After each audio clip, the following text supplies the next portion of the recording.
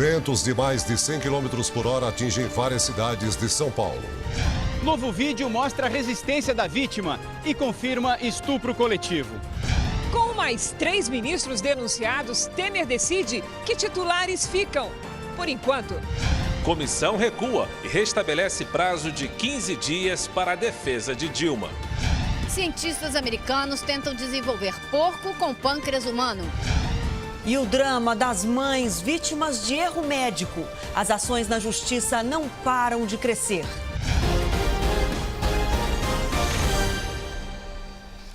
Olá, boa noite para você.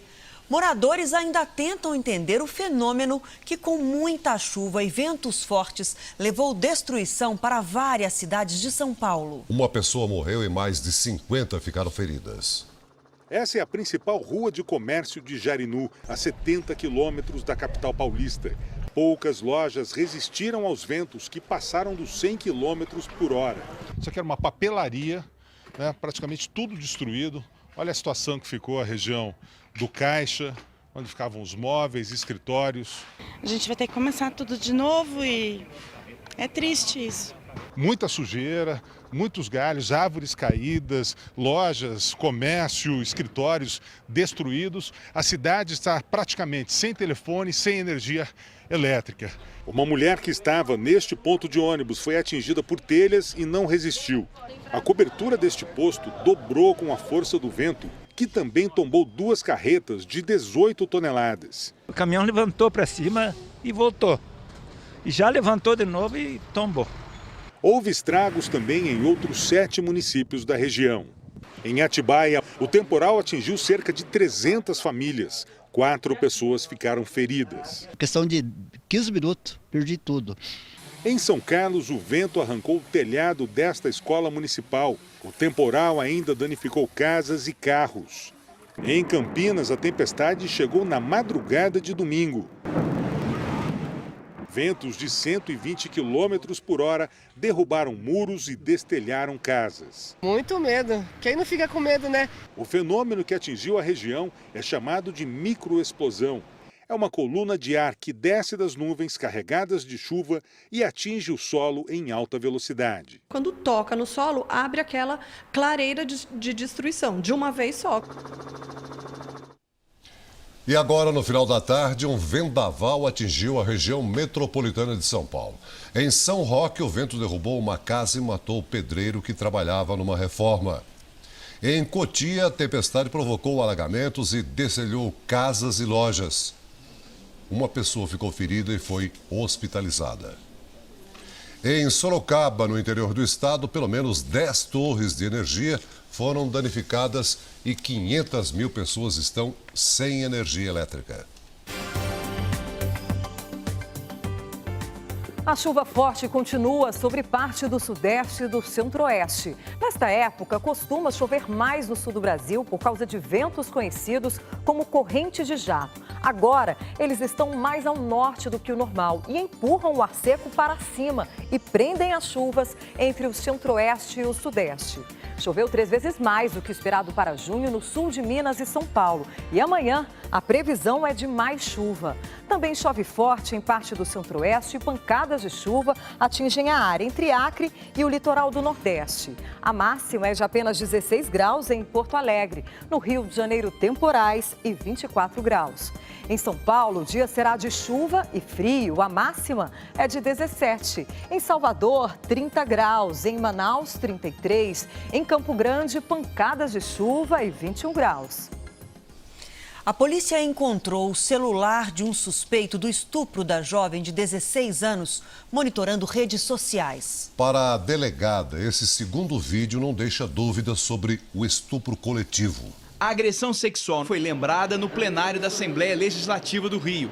A delegada responsável pela investigação foi ouvida em audiência pública. Essa adolescente ela foi vítima 2 vezes.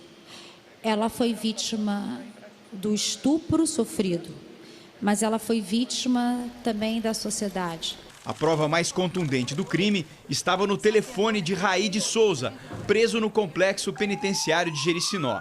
O vídeo mostra o momento em que a menina tenta resistir e reclama de dores. Quando foi preso, Raí de Souza mentiu em depoimento. Afirmou que o celular com as imagens do abuso sexual havia sido destruído. A polícia não acreditou nessa versão e passou a monitorar os amigos dele e descobriu que o aparelho estava ativo. Com o mandado de busca e apreensão, o telefone foi localizado e dentro dele as imagens que comprovam o estupro. Ela foi levada para uma outra casa próximo do QG do tráfico e lá ela foi violentada. Outras gravações encontradas no aparelho podem confirmar o envolvimento de Raí com o tráfico de drogas. Segundo a polícia, a mando dos traficantes, Raí fez uma convocação para a manifestação que contesta a versão de estupro coletivo. O mano mandou ir no protesto.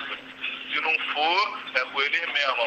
A polícia também encontrou um vídeo gravado no dia em que ele foi preso. Raí critica a vítima dentro da delegacia. Ali é o lugar dos traficantes, nem é o lugar dela. A errada era ela, tá ali.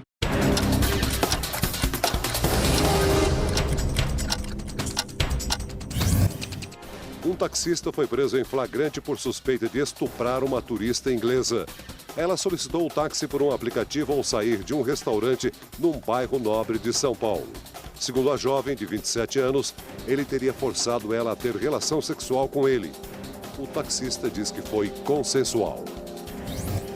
Foi encontrado numa mata fechada o corpo do oficial da Marinha, Fernando Brito, atleta de wingsuit.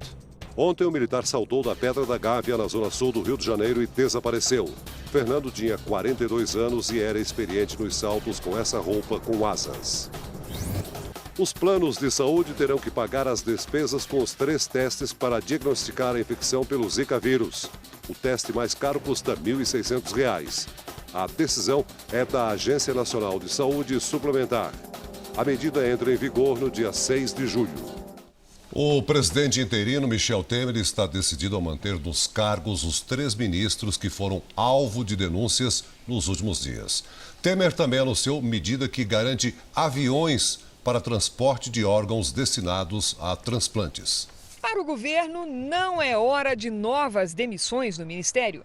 O presidente interino avaliou com cautela nesta segunda a situação de 3 ministros alvejados por denúncias. O mais próximo a Temer, Henrique Alves, do Turismo, é denunciado na Lava Jato, mas garante que a notícia de pedido de inquérito contra ele é velha e tem motivações políticas. Já Fátima Pelais, nomeada para a Secretaria das Mulheres, é investigada por desvio de recursos de emendas parlamentares. Há ainda Fábio Osório, advogado-geral da União, que teria falhado ao não evitar a volta ao cargo do ex-presidente da EBC e por ter criado mal-estar ao exigir transporte aéreo pela FAB. Os 3 ministros, todos do PMDB, ficam nos cargos, pelo menos por enquanto. O acordo de procedimentos acertado pelo Planalto prevê que, no caso de Henrique Alves, se o Supremo acatar a denúncia contra ele, fica insustentável a sua permanência no Ministério do Turismo, uma vez que ele vira réu. Se deixar de ser ministro, Henrique Alves perde o foro privilegiado. O Planalto investe agora numa agenda positiva. O próprio Temer anunciou, após denúncia, o decreto que disponibiliza um avião da FAB exclusivamente para transporte de órgãos para transplante. E a suspensão da nomeação de dezenas de cargos em estatais disputados por aliados até que seja aprovada a lei que impõe critérios técnicos. Só serão indicados ou nomeados pessoas com alta qualificação técnica, preferencialmente pertencente aos quadros das próprias empresas estatais. O presidente da comissão do impeachment voltou atrás e não vai antecipar o fim do processo. A previsão é que termine em agosto. Raimundo Lira mudou de ideia depois de ouvir uma indicação, ainda na quinta-feira, de que o ministro Ricardo Lewandowski derrubaria a mudança de prazo. Com a alteração, a previsão de votação no plenário volta para agosto e não mais julho. Há um prazo proposto, que foi colocado aqui, mas evidentemente se houver a necessidade que a comissão entenda, volto a dizer, a minha função é só de dar uma opinião, a decisão é colegiada e esses prazos serão necessariamente alterados. Na próxima sessão, a comissão já começa a ouvir as 6 testemunhas indicadas pelos senadores favoráveis ao impeachment e pelos autores da denúncia. Caberá ao ministro Ricardo Lewandowski decidir o número de pessoas ouvidas nesta fase. Se o presidente do Supremo definir que serão 40 testemunhas, nessa fase das oitivas, nós teremos necessariamente, por uma questão de bom senso, de negociar um prazo maior para ouvir 40 testemunhas. Se forem apenas 16 testemunhas definidas pelo Supremo Tribunal Federal, então o prazo que foi estabelecido no cronograma já é suficiente. Se nesta votação de agosto a maioria simples dos senadores rejeitar o relatório, a denúncia será arquivada e a presidente afastada retorna ao cargo.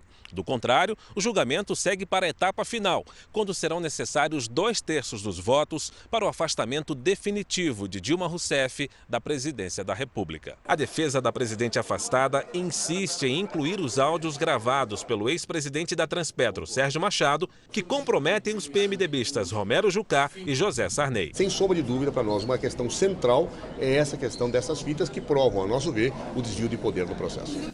O ex-diretor da Petrobras, Nestor Cerveró, acusou a presidente afastada Dilma Rousseff de ter fugido da responsabilidade na compra da refinaria de Pasadena, nos Estados Unidos. No vídeo gravado pela Procuradoria-Geral da República, Cerveró, em delação premiada, revela ter mágoa da presidente. Se a Dilma gostasse tanto assim de mim, ela não tinha me sacaneado, desculpe a expressão, há um ano, quase 2 anos atrás, quando fugiu da responsabilidade dizendo que tinha aprovado Pasadena porque eu não tinha dado as informações completas. Ela me jogou no fogo, ignorou a condição de amizade que existia, que eu acreditava que existia. Trabalhei junto com ela há 15 anos e preferiu, para livrar, porque estava em época de eleição, tinha que arrumar um Cristo. Então, não, eu fui enganado, é mentira. É mentira. Eu estou dizendo que isso não tem importância para a homologação. Dilma sabia de tudo, o tempo todo.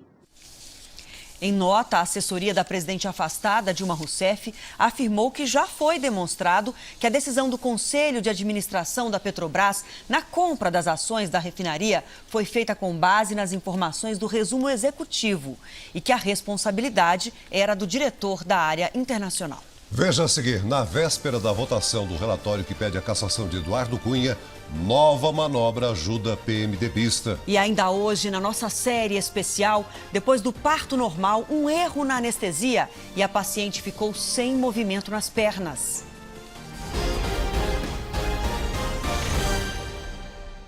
O presidente afastado da Câmara, Eduardo Cunha, teve mais uma decisão que o favorece no processo de cassação. A decisão foi a resposta da Comissão de Constituição e Justiça a uma consulta do presidente interino sobre os trâmites da cassação. Atualmente, se o Conselho de Ética decidir por uma punição mais branda que a cassação, mesmo assim, o plenário tem de votar se perde ou não o mandato.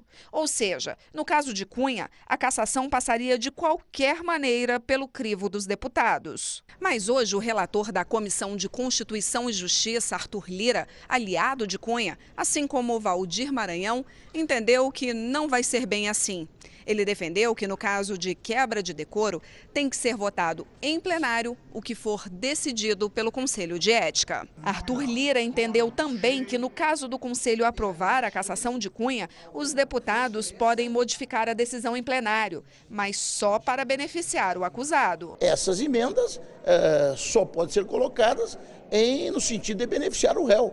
Um dia antes do julgamento de Eduardo Cunha, você chega à conclusão que a verdade que até hoje prevaleceu não vale mais.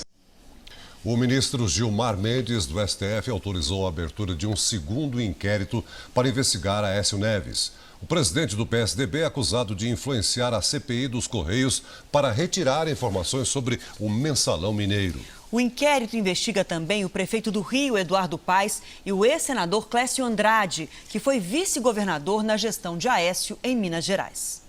Vamos falar de saúde agora. Uma pesquisa revolucionária. Cientistas americanos conseguiram desenvolver um embrião que mistura material genético humano e suíno.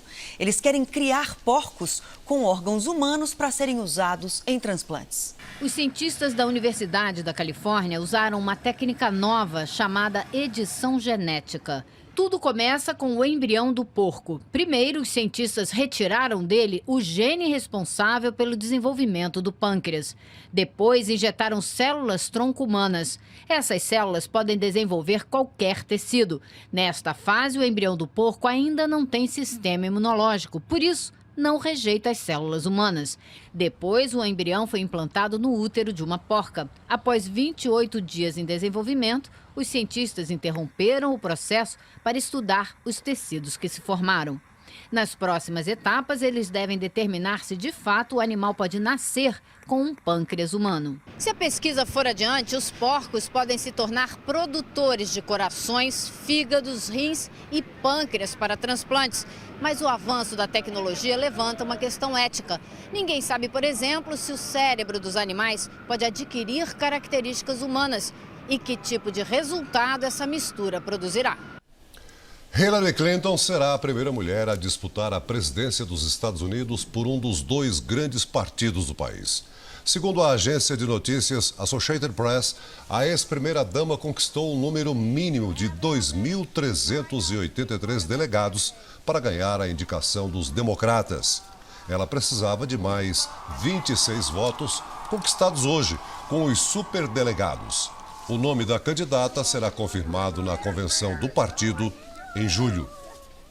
A Ucrânia anunciou a prisão de um homem que planejava uma série de atentados na França durante a Eurocopa. O suspeito, de nacionalidade francesa, aparece nessas imagens divulgadas hoje. Ele era monitorado desde dezembro e já tinha comprado várias armas, além de mais de 120 quilos de explosivos. Segundo a polícia, ele planejava 15 ataques. 90 mil agentes de segurança estarão mobilizados na França durante os Jogos. Veja a seguir, é grave o estado de saúde do torcedor do Flamengo que foi espancado por palmeirenses em Brasília. E ainda hoje, na nossa série especial, os erros durante o parto são os recordistas de processos contra os médicos.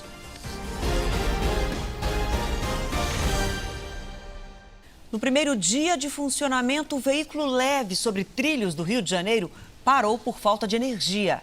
Um dos trens que seguia para o aeroporto Santos Dumont sofreu uma pane antes de chegar ao destino. Uma queda de energia interrompeu o transporte por 20 minutos. Os passageiros desembarcaram com a ajuda de agentes. Os outros trens do sistema não foram afetados. Campeonato Brasileiro. É grave o estado de saúde do torcedor do Flamengo que foi espancado por palmeirenses no estádio Mané Garrincha, em Brasília. As imagens mostram a selvageria da torcida organizada do Palmeiras. Extintores de incêndio do estádio Mané Garrincha foram usados como armas contra os torcedores do Flamengo.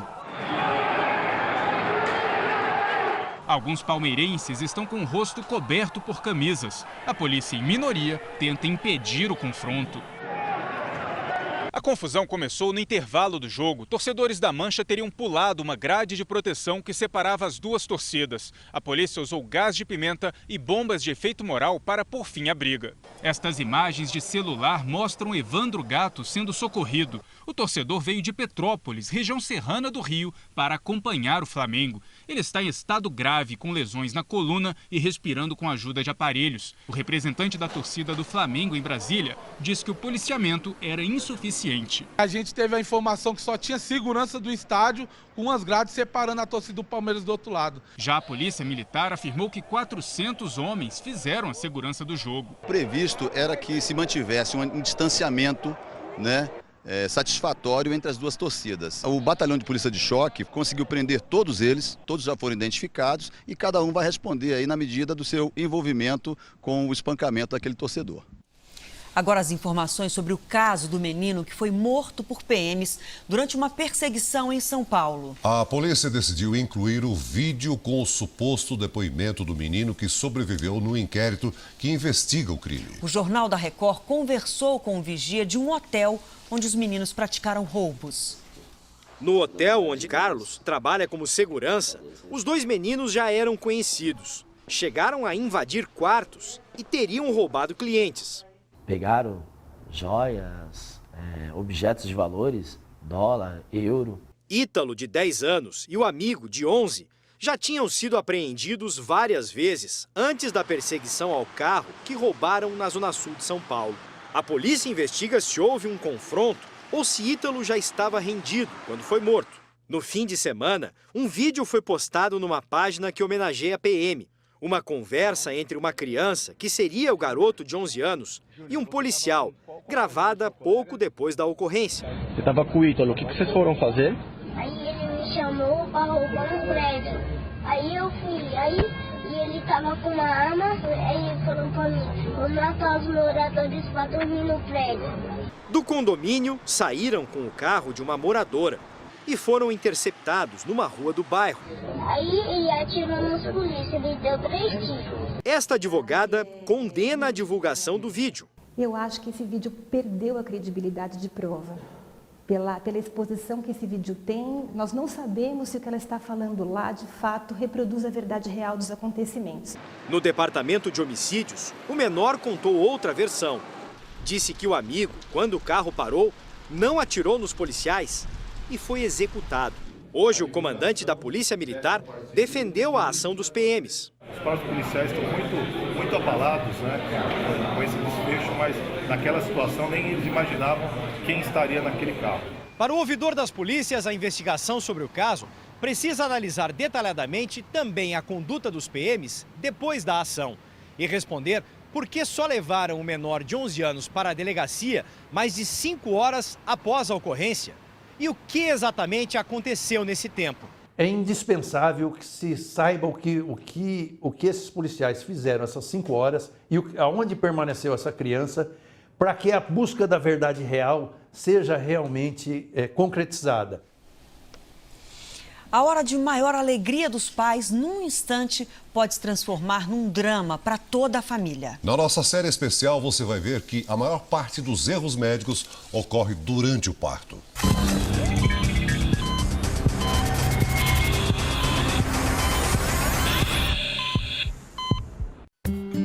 A última imagem de Márcia sorrindo é de julho de 2004, no momento mais importante da vida de qualquer mulher. E não demora muito, dá à luz. A emoção do primeiro contato entre mãe e filha foi registrada pelo marido. Gabriela nasceu saudável, trouxe muita alegria para a família. Quase 12 anos depois, ela revê com o pai o vídeo do parto.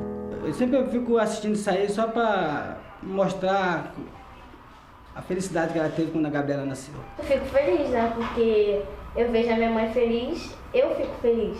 A minha felicidade depende da dela. Depois do parto, Gabriela foi para o berçário. Jailson aguardava a mulher quando veio a notícia. Seu Jailson, a Márcia teve uma intercorrência lá. Falei que não tem ocorrência. Saí de lá, ela estava bem. Cheguei lá, ela estava apagada. E aí, o que os médicos disseram? Disseram que ela teve uma parada cardíaca. Eles não souberam explicar, na verdade, né?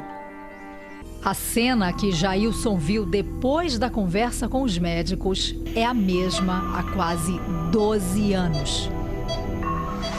Aquela mulher, cheia de vida, nunca mais se levantou da cama. A Márcia hoje é uma criança, sendo cuidada. Uma pessoa que entrou bem, andando, falando, sorrindo, entregaram ela assim, morta. Inconformada com o estado de saúde de Márcia, a família trava uma luta na justiça contra a maternidade e os responsáveis pelo parto. A ação cobra indenização por dano moral e material. A obstetra e o anestesista também foram denunciados ao Conselho Regional de Medicina do Rio de Janeiro, mas até hoje ninguém sofreu punição. Procuramos o anestesista do parto. De acordo com o Conselho Regional de Medicina, ele mantém o registro ativo. Poderia me explicar o que aconteceu depois do parto, por gentileza? Pode ser? Isso aí já foi discutido no CRM e está em justiça. O marido lembra da sucessão de erros. Ele chegou a filmar obras no local alugado pela equipe médica. A clínica funciona até hoje. Naquela época, não tinha um centro de tratamento intensivo para adultos. Para o marido, a carência do hospital ainda foi agravada pela demora em transferir a paciente. Falei, vamos transferir então, por que não transferiram ela já para um outro hospital que tivesse um CTI para adulto, para poder reverter esse quadro dela?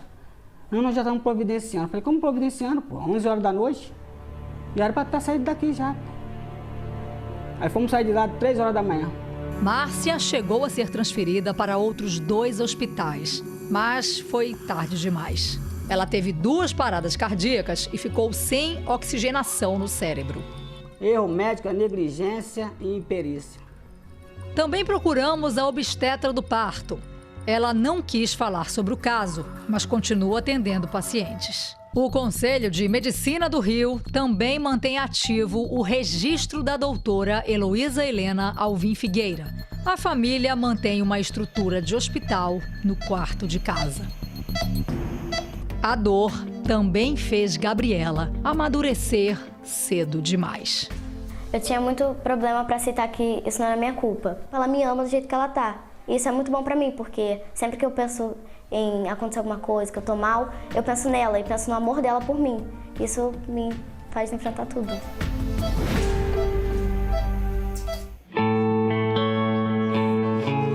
A alegria de Maria Alice mostra um bebê rodeado de amor.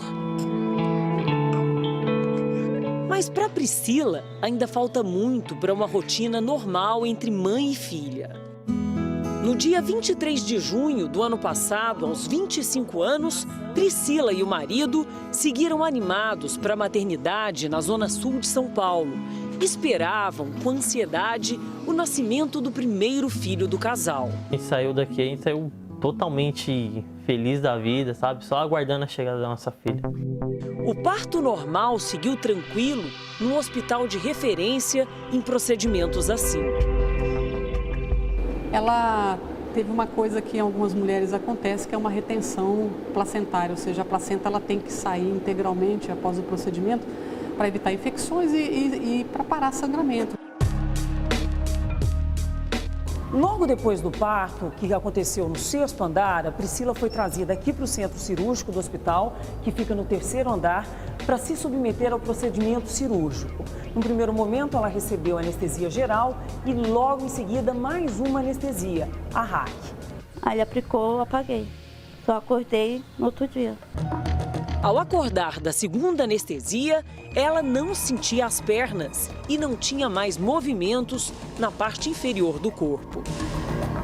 A família reclama que ficou 2 dias sem notícias de Priscila. A gente ligava, eu ia no hospital 2, 3 vezes e nada, só a notícia de que ela ainda se encontrava no centro cirúrgico. Tirou o jeito de eu cuidar da minha filha, tirou minha felicidade, tirou meu trabalho, tirou tudo. Eles tiraram tudo. Ninguém sabe ao certo o que aconteceu. Segundo a direção do hospital, a equipe de anestesia era capacitada para o procedimento. Ela pode ter tido uma baixa de pressão arterial, ter feito um processo isquêmico, faltou sangue para a medula.